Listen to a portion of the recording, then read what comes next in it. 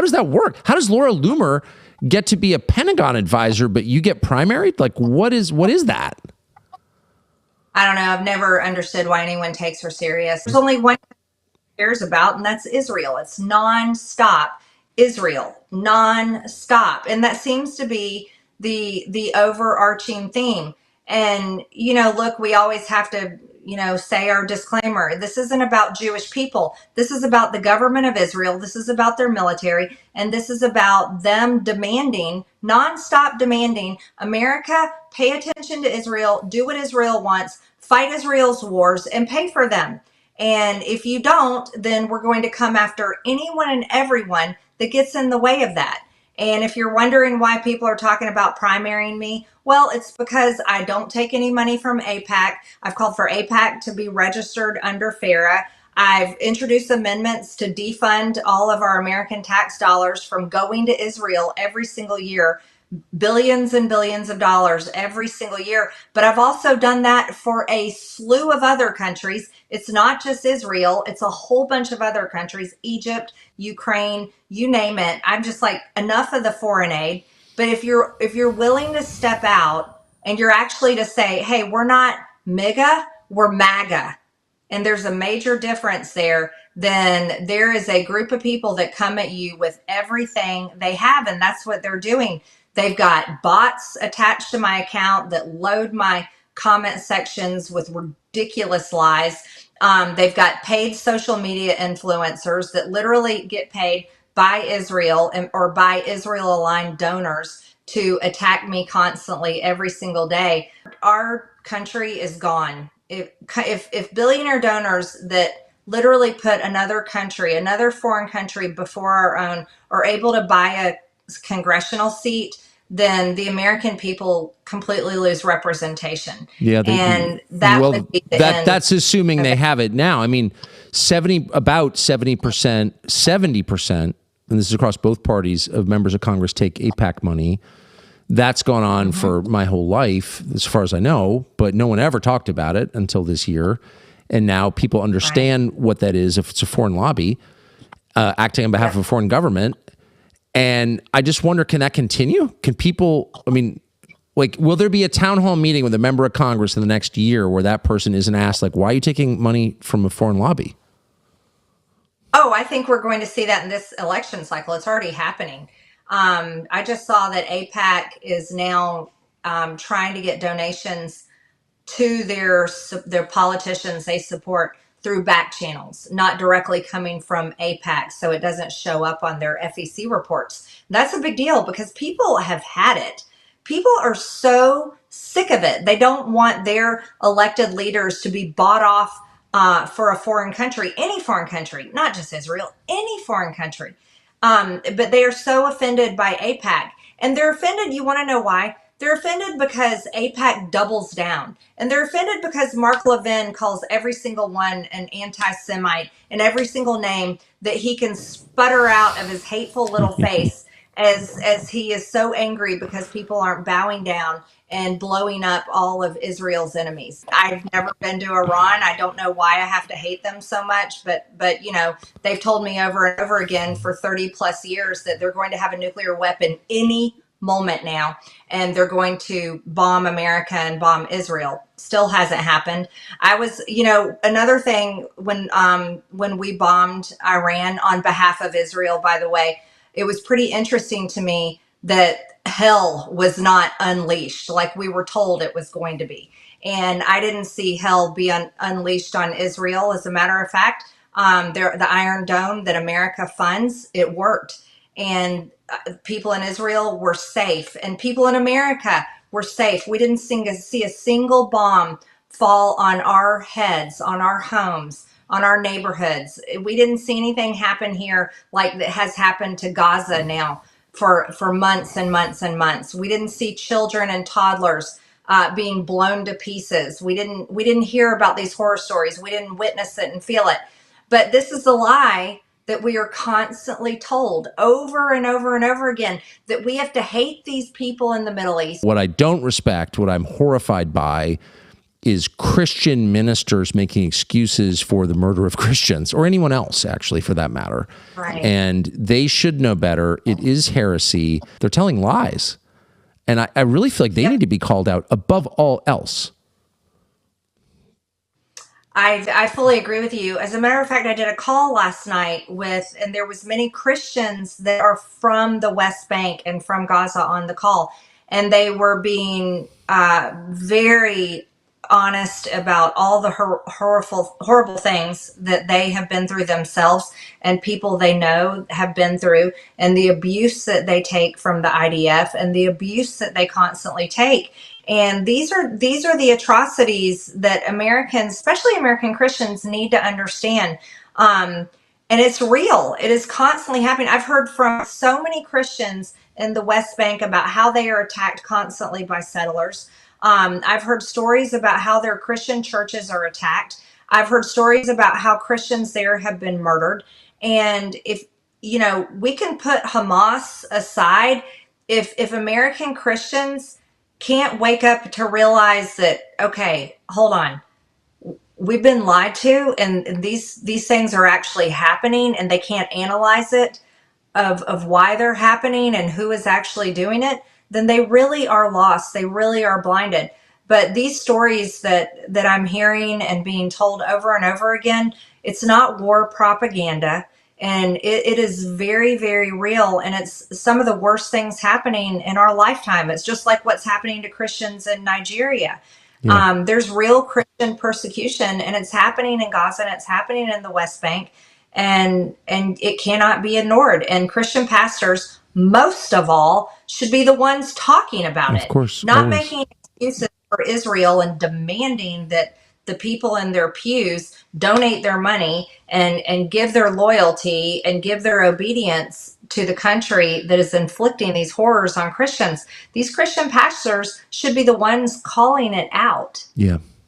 It's one of the most shameful things I've ever seen in my life, and it's one of the things that offends me more than anything. The whole propaganda machine that has been spoon-fed to Christians, whether it's in the pews at church or Bible study, or coming through the television or through their politicians' mouths, that we have to do everything for Israel. That's the only way we're going to go to heaven. America will be cursed if we don't. That whole lie is breaking apart. And the shaming that we have received and the shaming that carries on is actually what is destroying them, completely destroying them. It's destroying not only them, it's destroying the social media influencers that are taking money, that it is destroying everyone that gets sucked into this great deception. And that's what it is, Tucker. It is a great deception, but thank God people are waking up to it. JD Vance, he's under a magnifying glass, and I don't know if he realizes it or not. I heard people talking about, why did he go to Israel this week? Why? Again, why is he over there? He should be here. So there's people watching every single thing that any potential presidential contender is doing right now and watching what they're saying. And America voted for America first, and they meant it. And right now they're extremely angry. And I think that a lot of Republicans in Washington are so tone deaf to this, they don't even get it. But many Americans that voted for Republicans, gave us the House majority, gave us the Senate majority, and put our favorite president back into office, Donald Trump, they're mad. And they're really, really mad. They're stepping back. They're taking a hard look, and they're starting to be vocal about it. They are angry that everything costs so much. They're angry that Republicans refuse to get engaged and finally build the off ramp to get off of Obamacare that Democrats created 15 years ago. It's like, come on, solve the problem finally. At least give a policy idea and do something about it. But these Americans that voted for America first, they meant it. And here's the warning to Republicans, and I can't say this loud enough. People are going to sit it out.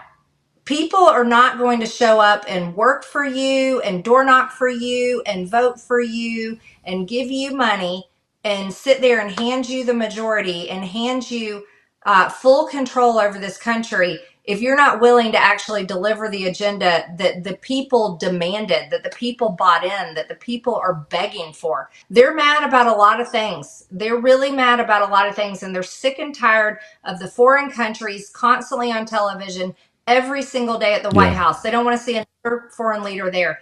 And I love Donald Trump, and I get to say these things because I love him so much, Tucker.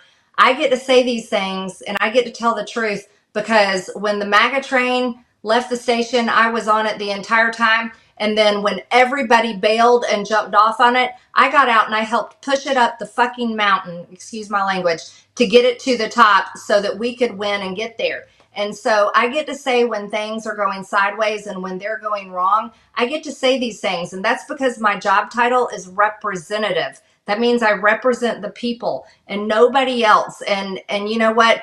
I don't give a shit about Mark Levin or Ted Cruz or whatever, whoever, or somebody named that has the name Turd in their name, or some Israeli spy named Laura Loomer.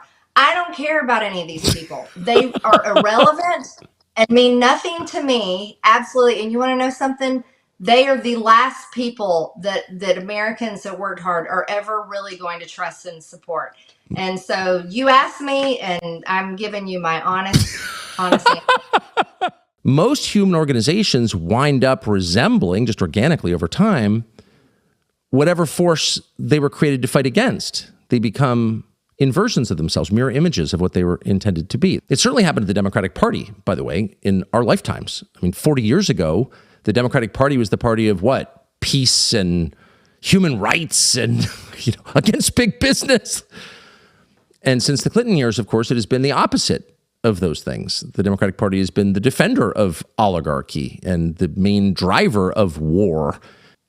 This can happen not just to the Democratic Party. It could happen to really any party, including the Republican Party, including the party of MAGA.